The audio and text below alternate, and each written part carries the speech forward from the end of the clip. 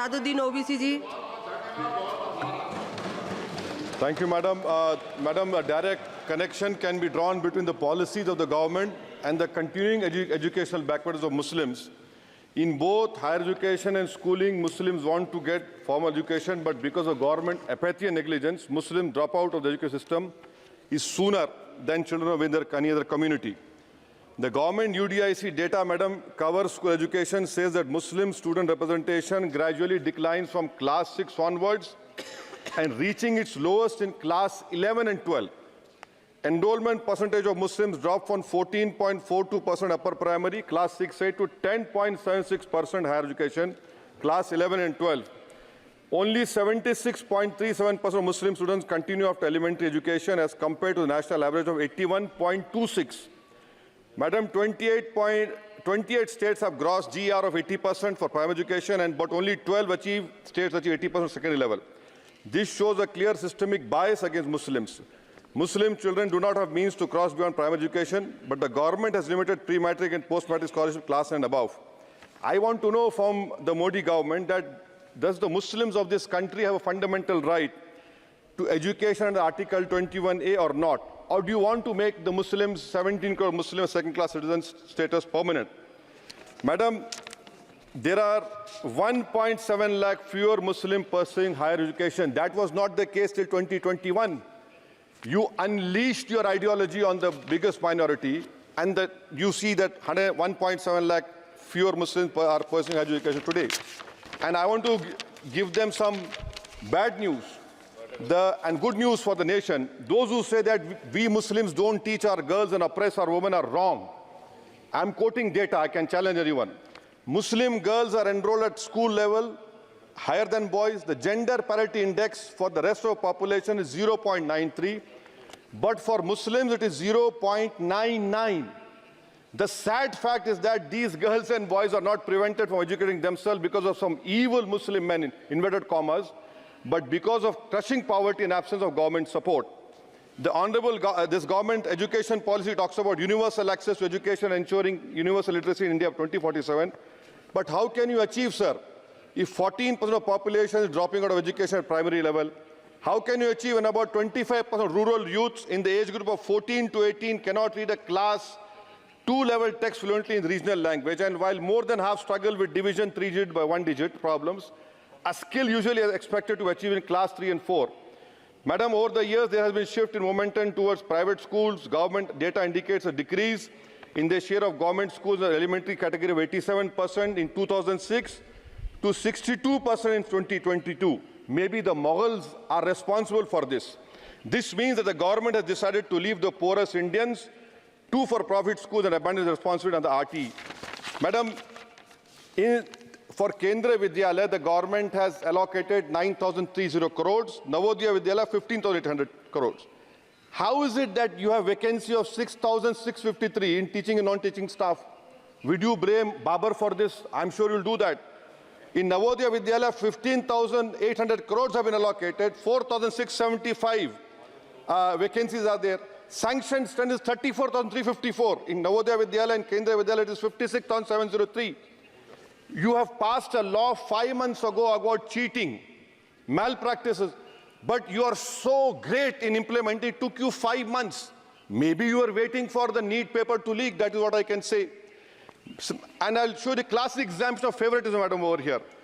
Jamia Millia Islamia is allocated 3 lakh per student, Aligarh 3.9 lakh per student, and BHU gets 6.15 lakh per student. Why this favoritism?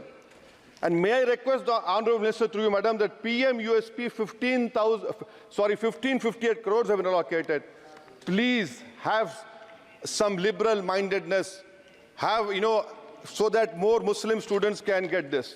Your HIFA scheme, madam, HIFA scheme, 39,720 crores have been sanctioned for 103 institutions. 22 are IITs, 12 are AIMs. These people can pay back money. How can Jamia Millia and AMU pay back money? I don't know who has told you this. And more important, madam, 29% of graduates and above in India are unemployed. And half of them do low-skilled jobs. This is for you to understand. And may I come to Jamia Millia, madam. Jamia Millia you have no permanent vice chancellor. Why is it that a registrar is not even qualified to hold that post? Why is it that a standing council is running the Jamia Millia? And please inquire that why 438 crores have been given HIFA, whether competent construction companies have been given or someone has been on the basis of favoritism. How is it, sir, that the present status of 100 years old Jamia Teachers Association, their office has been sealed, their body has been dissolved, there is no funds to run the university, to pay outsourcing staff, to build for building maintenance, no research grant? I demand that registrar and the standing council to be immediately removed. Now, coming to Aligarh Muslim University, there are 1,400 2 minutes. AMU daily wage workers are 1,400, temporary 1,559. Why don't you regularize them?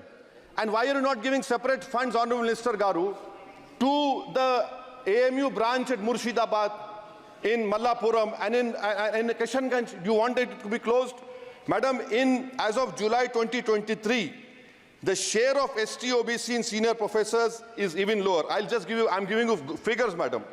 In Central University, there are 66.29 general teaching staff. SC, ST OBC only 30%.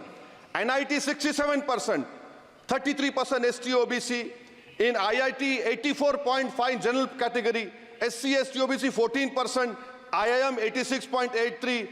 And in general 11%. Who's responsible, sir? You are running the government 10 years. You are running the 10 years. And lastly, madam, Mananiya sir, this complete lastly, NCRT has been given 500 crores. May I dare to say that this government has been distracted with fudging textbooks, teaching propaganda to children. You want me to sit down? You want to sit on record? आप बोलेंगे? जवाब नहीं दे पाओगे, बैठो खामोश तुम.